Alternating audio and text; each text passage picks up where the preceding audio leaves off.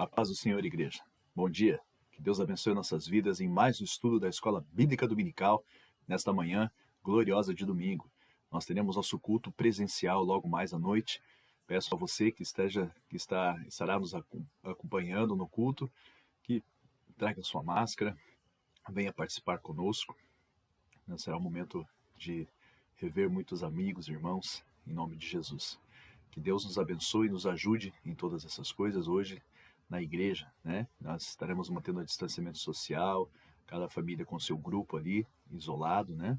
Dentro do templo, e fazendo uso de álcool gel, e, enfim, todas as medidas aí para prevenir a contaminação contra o coronavírus, né? Estamos retomando nossas atividades gradualmente, aos poucos, né? Infelizmente ainda não podemos abrir para todas as pessoas virem, né? Uma média de mais ou menos umas 50 pessoas no máximo, mas acredito que dentro desse número você possa participar conosco, né? Hoje os idosos, as crianças poderão estar conosco também, claro que trazendo a sua máscara, mantendo aí o isolamento social ali, o distanciamento social ali, né? Não cumprimentando com as mãos, cumprimentando de outra forma, de longe, né? Paz do Senhor assim de longe, mas estaremos todos juntos hoje no culto para a honra e glória do Senhor Jesus Cristo. Nós estamos aqui estudando nossa Escola Bíblica Dominical, o livro de Charles Swindoll, A Igreja Desviada, um chamado urgente para uma reforma. A importância desse estudo é que nós temos que nos entender, nos fazer uma releitura como igreja do Senhor, a igreja que o Senhor quer, a igreja que o Evangelho nos ensina a ser, a igreja que Cristo, em sua essência, nos deixou, né, para sermos, em nome de Jesus, e nós seremos. Estamos estudando as características de uma igreja contagiante, as características atemporais, ou seja, as características que não estão presas no tempo, numa linha, num espaço determinado do tempo humano, mas elas são atemporais, ou seja, elas vão através dos tempos. Essas características acompanham a igreja através dos tempos. E é uma igreja, características de uma igreja contagiante, uma igreja que contagia as pessoas pela graça, pelo amor do Senhor Jesus Cristo, pela salvação que Ele dá e oferece a todos aqueles que creem no seu nome, no Filho amado, o Senhor Jesus Cristo. Amém? Peço a você que esteja se preparando para nosso estudo, amém? Esteja com a sua Bíblia aí, nos acompanhando. Hoje nós vamos estudar um texto aqui de 2 Timóteo, vamos continuar estudando 2 Timóteo, capítulo 2, versículo 10, amém? Capítulo 2 e versículo 10, amém? Você pode abrir lá em 2 Timóteo 2:10 e nós já estaremos aí estudando o texto bíblico junto com o nosso estudo do Charles Swindoll, né? Nós vemos que a igreja ela tem algumas características que fazem com que ela seja uma igreja contagiante, uma igreja em que as pessoas sentem prazer em estar, um lugar onde a graça e a presença de Deus está e habita. Qual que é a primeira característica de uma igreja que nós estudamos lá? Primeiramente, era um local de graça, um local onde a graça do Senhor Jesus Cristo, o favor de Deus sobre a humanidade, para salvar a humanidade do pecado, ela está ali abundantemente preenchendo o coração das pessoas, né? Então a igreja somos nós, e nós, como igreja, nós somos um local onde a graça do Senhor Jesus Cristo flui através das nossas vidas, onde a graça do Senhor Jesus Cristo nos resgata do pecado, do erro, né, da maldição, nos resgata da condenação, nos livra da condenação, em nome de Jesus. Então, a igreja aí, a primeira característica que nós estudamos lá já, nós vimos que a igreja é um local de graça. Segunda característica que nós estudamos, que é um local de mentoria, ou seja, nós estamos sendo mentoreados por Cristo, e à medida que somos mentoreados por Cristo, nós vamos mentorear outras pessoas. Ou seja, a lição do discipulado, ela é importante na igreja. Uma característica marcante de uma igreja contagiante é onde as pessoas se importam com as outras e elas mentoreiam as outras. Mentorear é você acompanhar, não apenas ensinar a pessoa, mas você viver junto com ela, você ensinando ela e acompanhando essa pessoa sempre que ela precisar, né? Então isso é uma mentoria. A igreja é um local onde as pessoas são mentoras umas das outras. Também nós vemos que a igreja é um local de sofrimento e comunhão. Aí nós temos a terceira característica, né, que é a igreja é um local de comunhão, onde as pessoas estão junto, mas também é um local onde as pessoas sofrem. Mas o sofrimento traz crescimento espiritual, traz fortalecimento, traz amadurecimento. Então o sofrimento ele tem uma finalidade na igreja, e nós já estudamos isso também. Hoje nós vamos estudar a quarta e última característica da igreja, né, contagiante, que é a igreja como um local de resistência abnegada. O que é isso? Uma resistência abnegada é uma resistência persistente, uma resistência determinada, né, para seguir o Senhor Jesus Cristo, seja qual for o preço. E hoje esse assunto é muito relevante para nós hoje.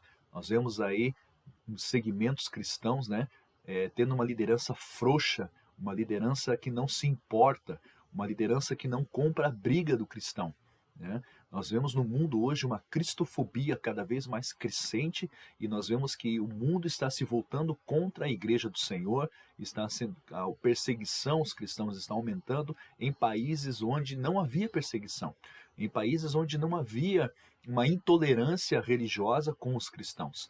E hoje, especificamente com os cristãos, nós vemos ataques aí, seja por parte, né, dos seguidores, né, de outras religiões, né?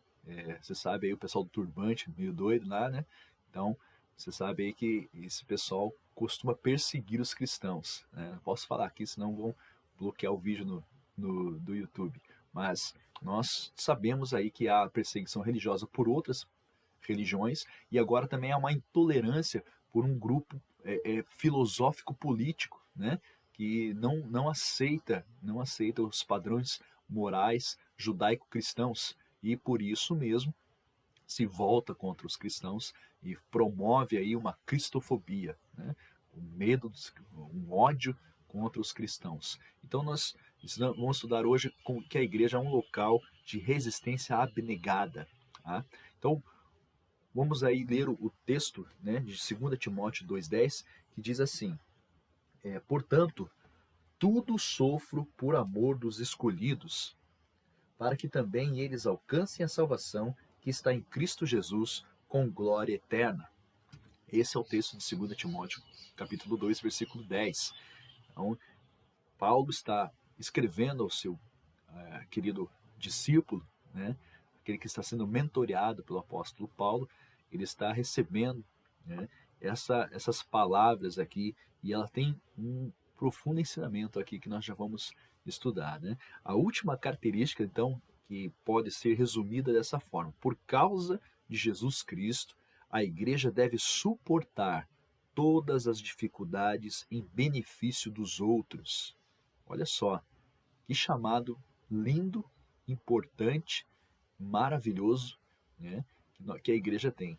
Ela deve suportar todas, não é algumas dificuldades, mas todas as dificuldades, inclui-se aqui perseguições, sim, né, rejeição, sim, né, em benefício dos outros. Outra vez, perceba esse princípio na carta de Paulo a Timóteo, então ele cita o texto que acabamos de ler, que é 2 Timóteo 2,10. O ponto principal está no verbo suportar.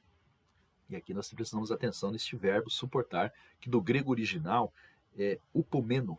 Upomeno, uma palavra composta. Upo, embaixo, e meno, resistir. Ou seja, estamos embaixo resistindo, né? Devemos, portanto, resistir embaixo. Resistir embaixo, né? Olha só a posição em que a Bíblia coloca a igreja do Senhor Jesus Cristo. Resistir embaixo, ou seja, a pressão ela vem de cima, de poderes muitas vezes malignos, nefastos, que vêm ali oprimir a igreja. Mas nós devemos oferecer o quê? Resistência. Estamos embaixo ali, resistindo, né, a todas as adversidades, dificuldades, perseguições, enfim, tudo aquilo que a Bíblia nos manda resistir, né? Então, a ideia é permanecer firme sob a pressão das dificuldades e frentes da lealdade. Então nós podemos entender o foco aqui dessa resistência como a lealdade ao Senhor Jesus Cristo. Você é leal, você é fiel ao Senhor Jesus Cristo. Lealdade e fidelidade são coisas diferentes, né? Mas, assim, nós temos uma característica em nós cristãos que é marcante, que é a nossa lealdade. O verdadeiro cristão, ele é leal, é aquele que está ao lado, acompanhando, sempre presente, sempre perto, nunca abandona, né? Não foge frente às adversidades. A pessoa que é leal, ela está ali, ela se coloca ali até o fim, né? Enfrentamos todos os transtornos juntos, sem reclamar e sem desistir. Líderes não renunciam quando a situação se torna difícil. Mantemos nossa palavra e integridade, não servimos por interesse próprio. Interessante. E hoje nós vemos aí um segmento cristão, que se diz cristão, mas é cristão, né? Entendemos que seja cristão até então, e uma liderança desse segmento cristão tendo uma atitude frouxa, covarde, né, propriamente dita, que é simplesmente ignorar o fato de que os cristãos estão sendo perseguidos no mundo todo. Como uma liderança fraca e frouxa, né, só uma liderança fraca e frouxa poderia não dizer nada quando as suas igrejas são destruídas, né? Igrejas são destruídas pelo ódio, são queimadas simplesmente por manifestações esdrúxulas, sem fundamento, né? Apenas movidas pelo ódio, pela raiva, né, que essas pessoas sentem de Cristo e de sua igreja, de seus seguidores. Então, como um líder que se diz cristão, ele simplesmente tem uma atitude apática, uma atitude superficial, uma atitude fraca, né, para se dizer assim, para não ser muito aí, digamos assim, muito como se diz, muito agressivo, né, nas minhas palavras aqui, eu vou pôr dessa maneira, uma atitude fraca, né, de um líder fraco e frouxo, né? Não é um homem segundo a imagem e semelhança de Cristo. Um líder cristão, ele deve buscar primeiramente isso, ser um líder, né, à imagem e semelhança de Cristo, um homem de verdade, né?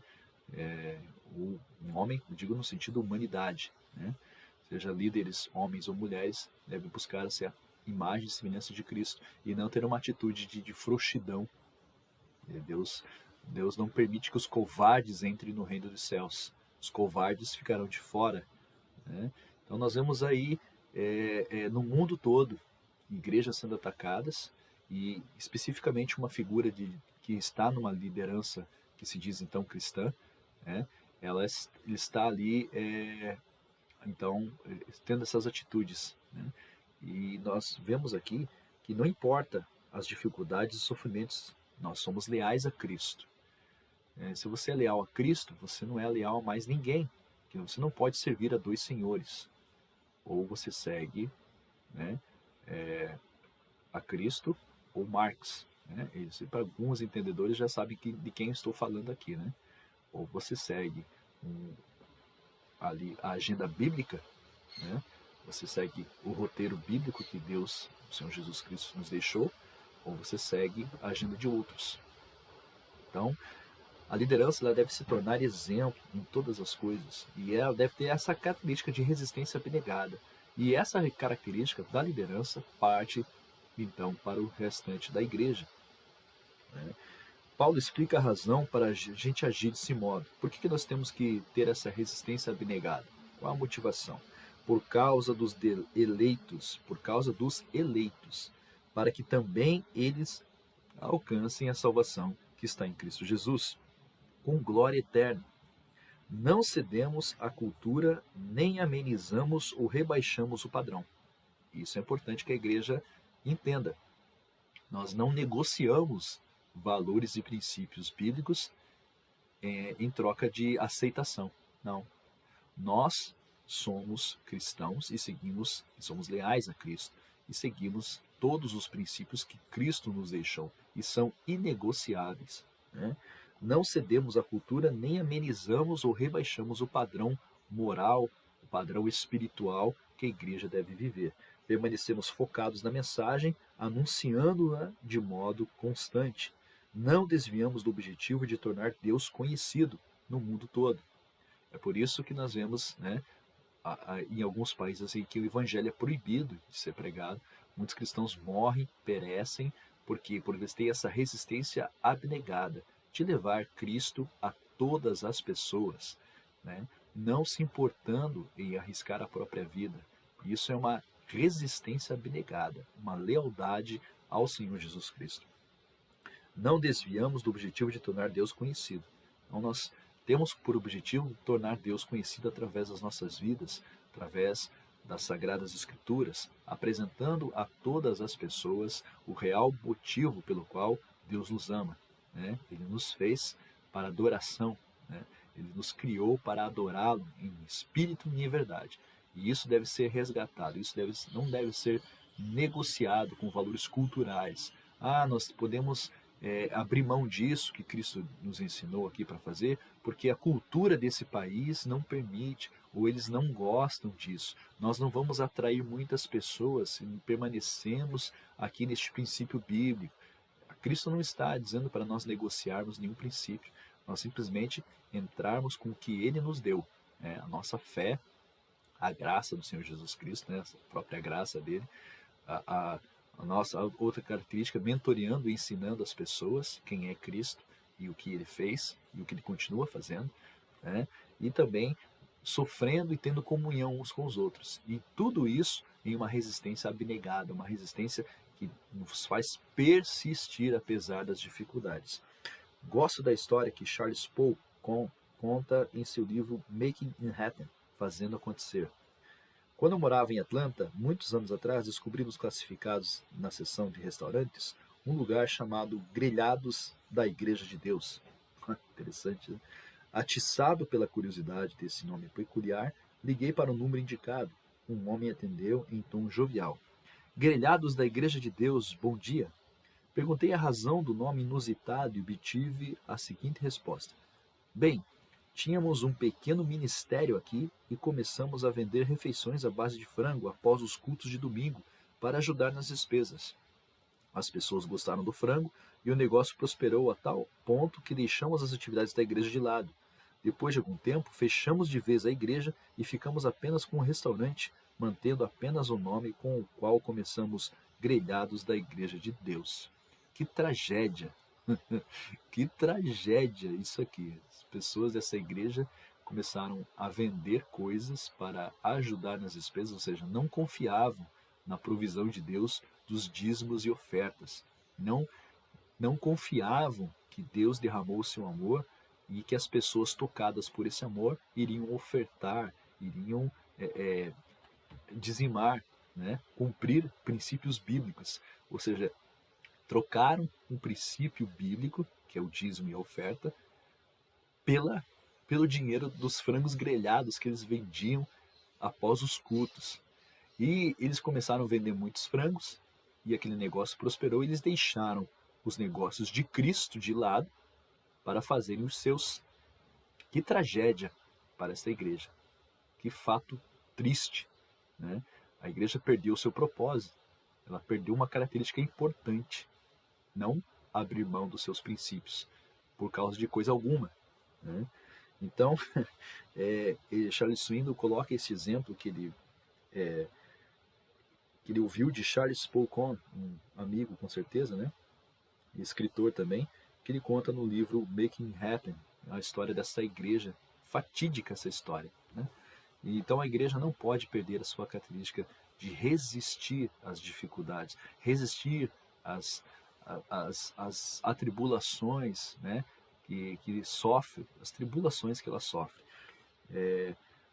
Então, nós vemos aqui que assumir o compromisso de impedir que a Stonebriar Community Church se torne um Stonebriar Community Grill. A igreja onde Charles Swindoll pastoreava, né, ele assumiu o compromisso de impedir que a Stonebriar Community Church, que é a igreja dele, se torne uma Stonebriar Community Grill, que vende grelhadas. Né? Peço a Deus que você também tenha esse compromisso em sua congregação. E ele repete: graça, mentoria, comunhão e resistência. Se nossas igrejas acrescentassem essas características aos fundamentos de Atos 2,42, não haveria espaço para receber as multidões.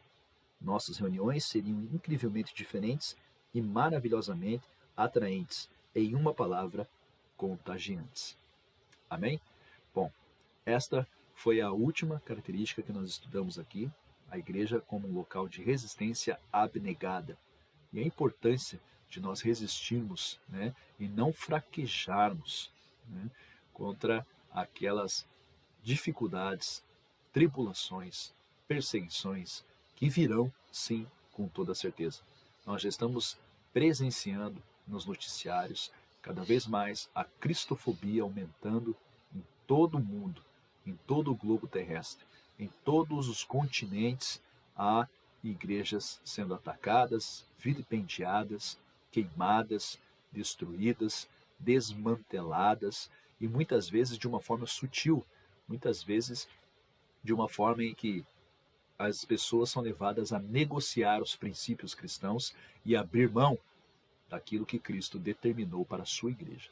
Sejamos uma igreja contagiante, fiquemos firmes na nossa fé, resistamos às dificuldades, às perseguições, à cristofobia e se resistamos ao maligno que está já no mundo atuando. Que Deus abençoe a sua vida, que Deus abençoe a sua família, que você tenha um domingo abençoado e até logo mais no nosso encontro, no nosso culto de domingo, de culto de celebração ao Senhor, com Santa Ceia hoje, uma alegria para nós todos. Vamos provar do Senhor Jesus Cristo, vamos provar de uma igreja contagiante, em nome de Jesus. Deus abençoe poderosamente. Até lá.